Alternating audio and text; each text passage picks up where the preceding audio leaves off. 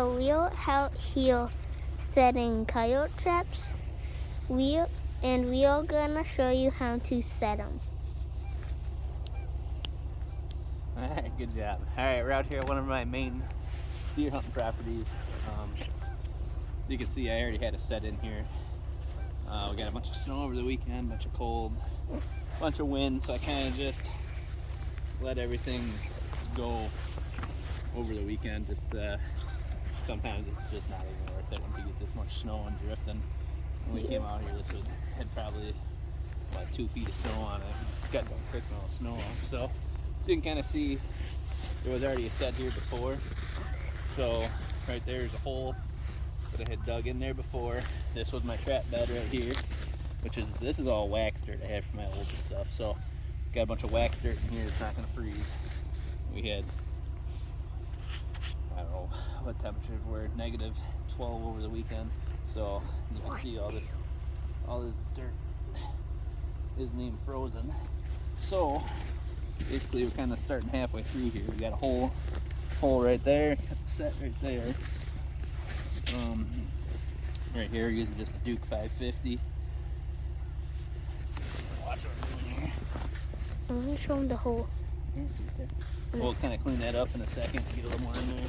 Most important part of this whole ordeal is that trap needs to sit solid. You'll never catch, you barely gonna catch a possum if that trap's bouncing. You see right there, it bounces a little bit, so it gets the dirt packed underneath that jaw. It's sitting good. So just make sure there's nothing underneath that pan. I use these little latex pan covers.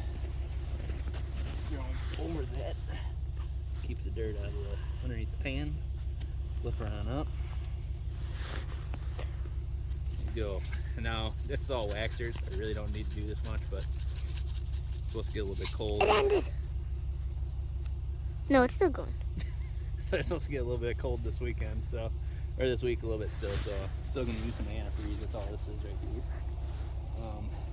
This bucket I got peat moss. I'm just gonna, once you get this thing sitting solid like this, see that coyote can walk around anywhere on this trap, and that's not gonna move, and that's key. You need to sit here and work this hole while nothing moves. So got that packed in there nice and good. This is just, like I said, peat moss. Peat moss, just, it'll freeze if it gets wet. It's just basically, it's just a little bit nice. It stays pretty dry. It doesn't hold moisture as much as regular dirt. Just so, if you're running out of dirt this time of year, you can just run right up to your Home Depot or your Lowe's or whatever and buy a 50-pound bag of peat moss for $12, and you have to go out and try to find dry dirt this time of year, which can be a pain in the butt. So you can see right here, I'm kind of cleaning it off. That's where the pan is. That's where we want to step. The dog is right there, so you got to guard that. So that's about the only spot he can step. Ideally, it won't bump, it won't move if he does step on it, but if he steps on that dog, when it closes, it can pop his foot, lift him right off up, and then you'll end up with a mess. So, all right, cover there. Still, so get a little. There you go. Covered up good now.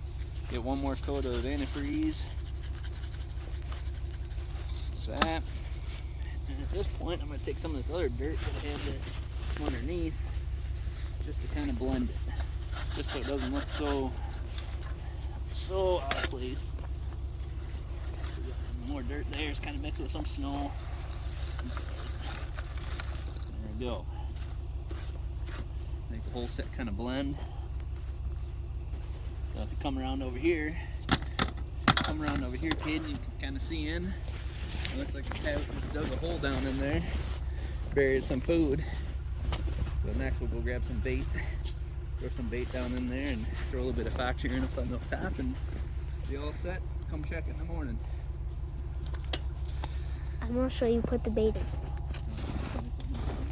Yeah. We're gonna be still. We're putting the bait in. He's getting the bait. What are you getting? What kind of bait are you getting? So for the bait, I usually take my gloves off.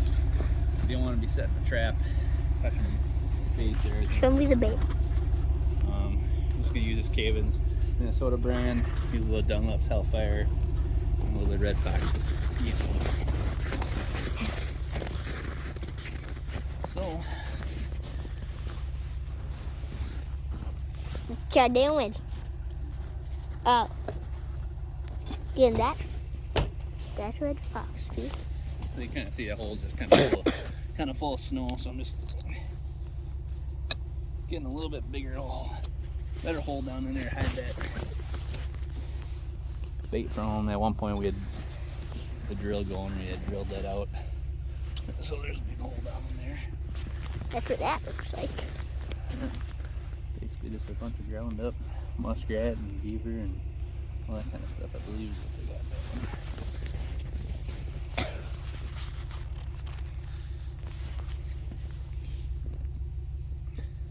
Show me you showed me those two, but not the other bait. And just take a big glob of it. Ideally I got a stick. I don't have a stick in my hand. You want me to go get a stick? I got this. There you go. Get a big glob of that down in there. Yep. You gotta do something so they can't just come up and take it. So right now you see we got lure down in the hole. Got a little bit of Dunlop's. This is some skunky stuff you don't want to get on your hands. You'll be smelling good for the next couple days. A little bit of that there. Come on. I want the bait. There you go. And then what we'll do is we'll throw a little big clump of grass down in there. Just to kind of make it so they can't just see right in that hole. Take some grass like this, clump it up. Gotta make them work at it a little bit, otherwise Ew. they'll only be in here for a minute and they'll be out of here. So you want them to spend as much time at this side as possible. That's it. Put a little bit of fox pee just on the back. It makes them just feel a little more comfortable, like there's been another animal here, because they're gonna smell that people were here no matter what you do. So it makes them feel a little more comfortable to smell another animal. So, all right, that's it. Peace. Just kidding. We're gonna be here tomorrow morning to check the traps.